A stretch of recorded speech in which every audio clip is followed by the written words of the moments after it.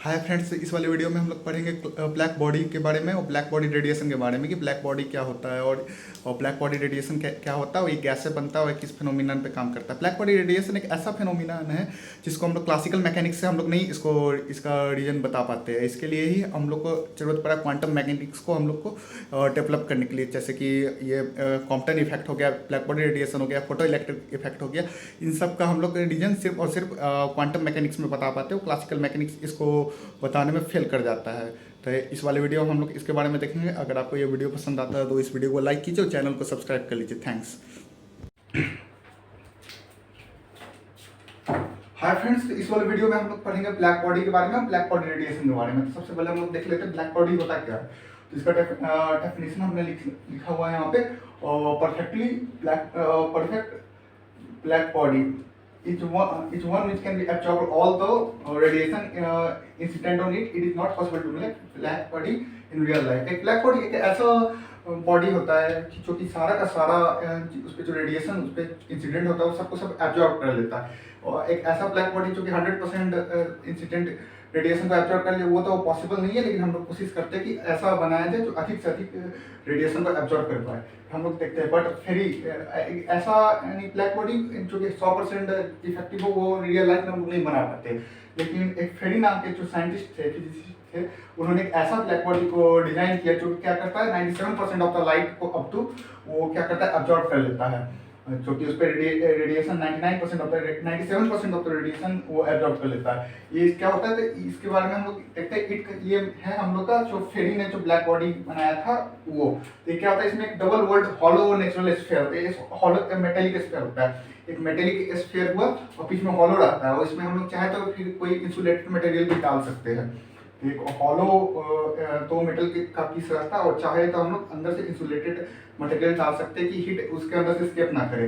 उसके बाद क्या होता है, inner wall is coated with lamp black. इसका जो इनर वॉल होता है एक लैम्प ब्लैक से कोटेड कर दिया जाता है। लैम्प ब्लैक क्या होता है, एक ब्लैक कलर का वो एक पाउडर हो गया, एक मटेरियल हो गया जो कि हम लोग काली जिसको कहते हैं, उससे क्या करते हैं हम लोग इसको चारों तरफ से कोट कर देते हैं अंदर वाले को। जिससे क्या होता है कि वो ब्लैक कलर बहुत अच्छा क्या करता है एब्जॉर्बर होता है, तो अधिक से अधिक इंसिडेंट जो लाइट होता है जो रेडिएशन होता है उसको एब्जॉर्ब कर लेता है। उसके बाद क्या करते हैं कि ऐसा हम लोग बना के ओपनिंग छोड़ देते हैं यहाँ पे, और क्या करते हैं यहाँ पे हम लोग एक कोनिकल स्ट्रक्चर बना देते हैं। क्यों? क्योंकि जो भी इसके अंदर जो भी लाइट आ रहा हो वो बहुत अच्छे से क्या करे एक फैल जाए पूरा उसको। जिससे लाइट आया तो इस पे टकराने के बाद क्या होता है, हर तरफ वो क्या करता है वो फैल जाता है, स्कैटर कर जाता है, स्कैटरिंग हो जाता है लाइट का। तो एक कोनिकल रिफ्लेक्टर हम लोग यहाँ पे लगा देते हैं in the front of the body. एकदम जहाँ से जो लाइट आने का जो ओपनिंग होता है उसी जगह हम लोग एक कोनिकल रिफ्लेक्टर लगा देते हैं। जब भी कोई रेडिएशन इंटर करता है ओपनिंग ओ से, तो क्या होता है तो क्या कहता है इट्स सफर मल्टीपल रिफ्लेक्शन। अंदर से ये ओपनिंग में आया ये एक रेडिएशन, और इसके बाद इस पर टकराने के बाद स्कैटर होता है और मल्टीपल रिफ्लेक्शन ये सफर करता है। जिसका क्या होता है इतना बड़ा रिफ्लेक्शन होता है कि सारा का सारा रेडिएशन इसके अंदर ही एब्जॉर्ब हो जाता है। इससे क्या होता है, इससे अप टू 97% ऑफ रेडिएशन जो इससे इंसिडेंट होता है वो इसके अंदर ही ऑब्जर्व होता है, और कुछ इसके भी कर जाते हैं, कुछ यहाँ से भी इन द हीट भी निकल जाते होंगे, लेकिन up to 97% of the radiation इस बॉडी के अंदर ही एब्जॉर्ब हो जाता है। क्या और तो क्या होता है ब्लैक बॉडी को जब भी एमिट किया जाता है तो इसका एक बहुत ही ये होता है कि ये हर वेवलेंथ का रेडिएशन ये क्या करता है एमिट करता है हर जो कि हम लोग आगे ग्राफ में देखेंगे। तो एक ब्लैक बॉडी ऐसा बॉडी होता है जो हीट होने के बाद जब ये रेडिएशन को एमिट करता है तब ये प्रत्येक वेवलेंथ का रेडिएशन एमिट करता है, कोई ज़्यादा कोई कम। तो वही तो हम लोग यहाँ पे देख लिए BVR का कैसा दिखता है। और इसका हम लोग एक बार ये देख लेते हैं इसका ग्राफ। इसको मैं रफ करता हूँ।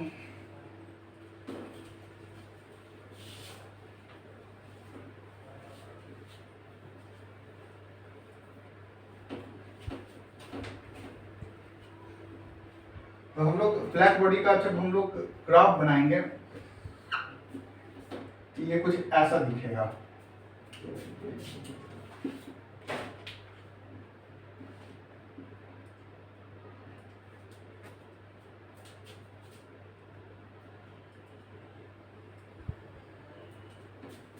लैम्डा हो गया यानी वेवलेंथ, ई लैम्डा हो गया energy emitted per unit area फिर पर सेकेंड का हम लोग कहेंगे ई लैम्डा। ये इसका ग्राफ कुछ ऐसा बनेगा। ये सबसे पहले तो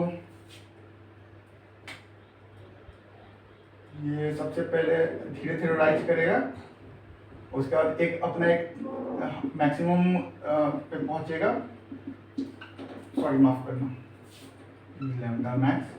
उसके बाद ये फिर से डिक्रीज होने लगेगा और ये वापस से अबाउट जीरो पे आ जाएगा। तो हम लोग क्या करते हैं, इसी को हम लोग कहते हैं, ये हम लोग का हो गया ब्लैक बॉडी रेडिएशन का जो एमिटेड लैम्डा होता है, एमिटेड वेवलेंथ होता है, उसका ये हमारे पास हो गया ग्राफ। अब हम लोग कुछ कुछ देख लेते हैं कि इसका जरूरी ऑब्जर्वेशन क्या होता है। ये ब्लैक बॉडी हो गया, फेरी का डिजाइन किया हो, और इसका मिनी लैम्डा ई लैम्डा हो गया, ये तो हम लोग इसका कुछ देख लेते हैं। सबसे पहले तो देखिए कि जो ब्लैक बॉडी का जो लैम्डा का जो हम लोग का वेवलेंथ निकल रहा है वो नॉन यूनिफॉर्म है।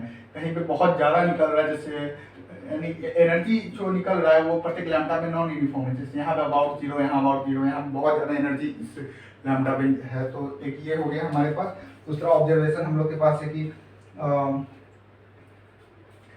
हम लोग का पास एक होता है कि एक और हम एक ऑब्जर्वेशन होता है कि जैसे जैसे टेम्परेचर बढ़ेगा, temperature is directly proportional to the energy, हम एक फॉर ए ब्लैक बॉडी।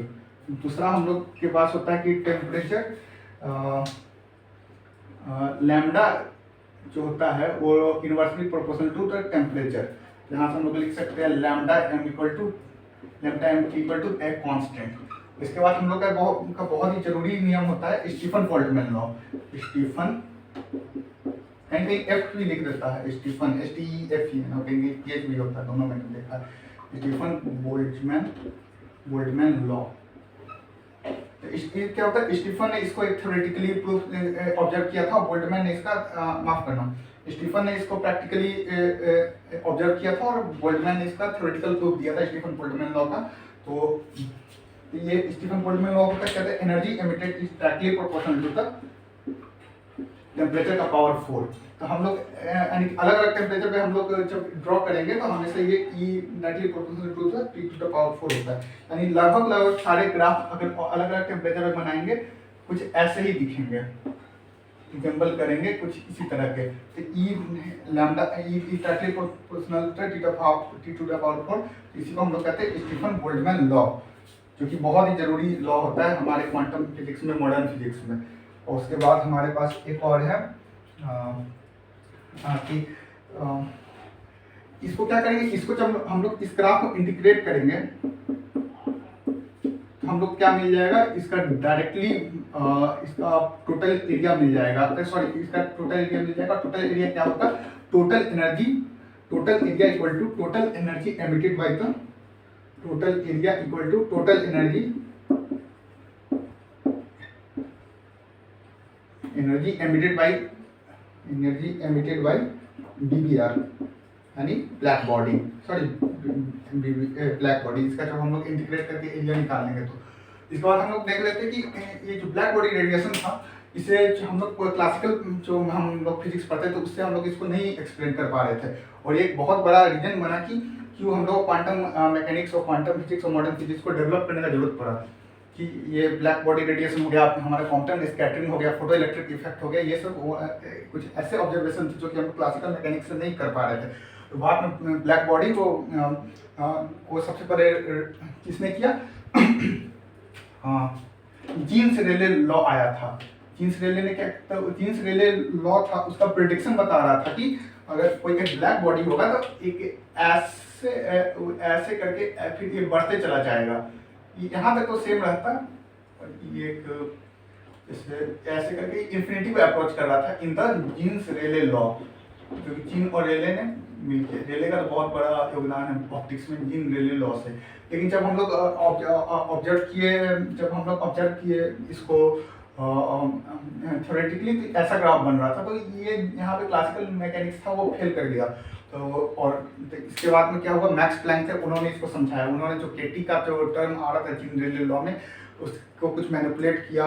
उन्होंने सबसे पहले तो माना कि ये एक फोटोन के रूप में BBR से निकलता है एनर्जी, ना कि एक कंटिन्यूअस मैनर में, बल्कि एक फोटोन के रूप में एक पैकेट के रूप में निकलता है, और उस तरह उन्होंने ब्लैक बॉडी रेडिएशन को कोशिश की कि किस तरह डिफाइन किया जाए और किस तरह इसको ऑब्जर्वेशन को सही बताया जाए।